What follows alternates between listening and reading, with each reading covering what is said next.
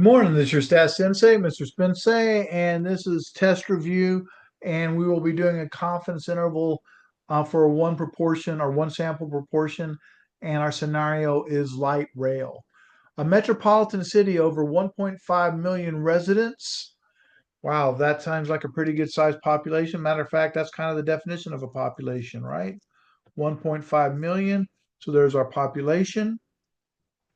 Is consider implementing a new light rail public transit system to alleviate traffic congestion. City officials conduct a survey to determine the proportion of residents who support the initiative. A randomly selected sample. Okay, so we have a random sample. That's going to be important for our first condition of 1,200. So N is 1,200. Surveyed and 730 expressed support. So X is 730. Construct a 95% confidence interval to estimate the true proportion of all city residents who support the public light transitive initiative and interpret this interval in context. All right, so right away, we already wrote down our X is 730. We have our sample size of 200. P hat, they didn't give us directly, but P hat, by now you know, is just X over N. So 730 over 1200. And that's 0.6083. And we're going to run a 95% confidence interval. Well, here's our formula. And that's our sample proportion, which we just calculated is 0.6083. So we have that. I don't have Z star yet, so we're going to have to figure that out. Then it asks for the sample proportion again. We have that. 1 minus the sample proportion, still have it. And this is the sample size, and we have that. Now, please remember, anytime it's a confidence interval is always P hat. Okay? So, we need to calculate Z star, but before we do that, we can go ahead and draw this with the information we have. So let's do that. Remember, we're going to be centered on P hat. Well, P hat is 0.6083, so we're centered on that. We're not centered on P, we're centered on P hat because it's a confidence interval. Again, I'm going to write that off. P hat is always for a confidence interval. And we'll have a lower and upper, and this center section will be 95% because they asked for a 95% interval. Well, the one thing we're missing is the Z star. So in order to do that, we're going to have to calculate that by going second vars, inverse norm, parenthesis 1 minus 0.95, close the parenthesis, divide by 2. Mean of 0, standard deviation of 1, because all Z scores have a mean of 0, standard deviation of 1. Go ahead, keep the center set at the left. And we're positive people, so we're going to always write down a positive Z star. All right, so there's our positive Z star, and we just said inverse norm, 1 minus 0.95 divided by 2.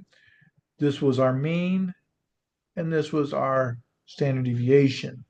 So we can go ahead and plug in because we now have all the information. We have our sample proportion, which we plugged in here, here, and here. That's our P hat. And then we have our Z star, which just came from straight above, right here.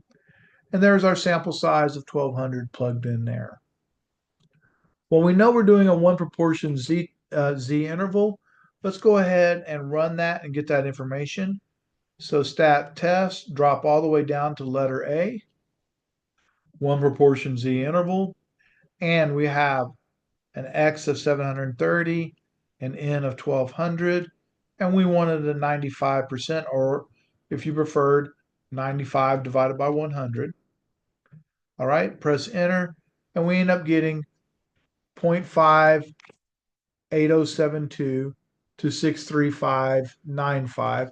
That's exactly what I got on the calculator. And it's a one proportion Z interval.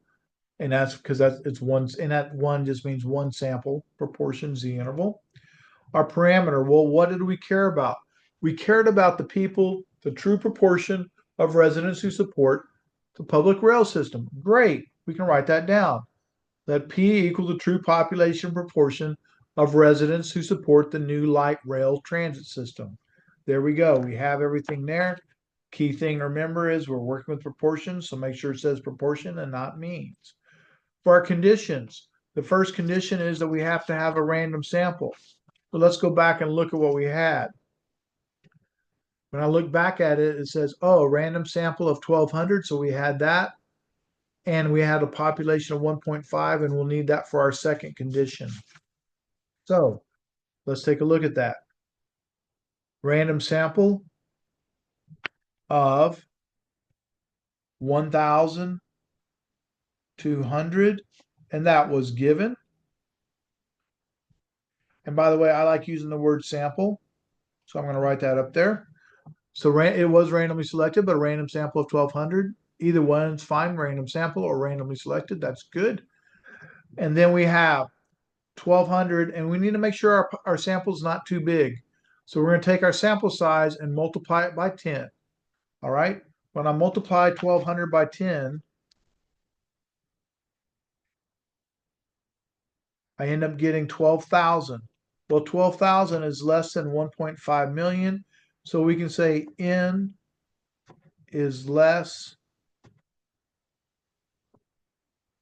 than 10% of the population. All right. We needed to make sure our sample wasn't too big. Then we go to number 3, and we need to make sure our sample is big enough. Now, this is really important. When we're doing for confidence intervals, we're not doing NP, we're doing NP hat and 1 minus, all right, and then, excuse me, and then N times 1 minus P hat. So always remember, if we're working with a confidence interval is always based on P hat, not on P. So in this case, up above, we know it's 0.6083. So 1,200 times 0.6083. Oh, that's 729.96. That's definitely greater than 10. That works. And then we have 1,200 parenthesis 1 minus 0.6083, close those parentheses. And we get 470.4, and that's greater than 10. So at this point, we can go, all right, the sample is large enough.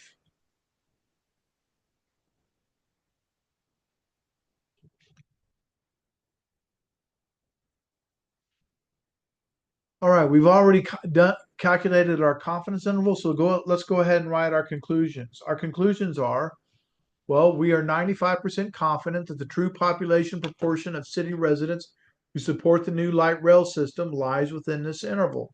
Well, this was the interval we calculated. And right here, the true proportion, that was the parameter that we wrote above. True population proportion of city residents who support the new light rail transit system, exactly what we have. All right, and then finally, what is the meaning of our confidence level? In repeated sampling, we expect this method to capture the true population proportion of city residents who support the new light rail system 95% of the time. Once again, this is just the parameter. All right, we're just writing the parameter again. All right, I appreciate you watching. I hope that helped, and I look forward to seeing you on the next one. Thank you.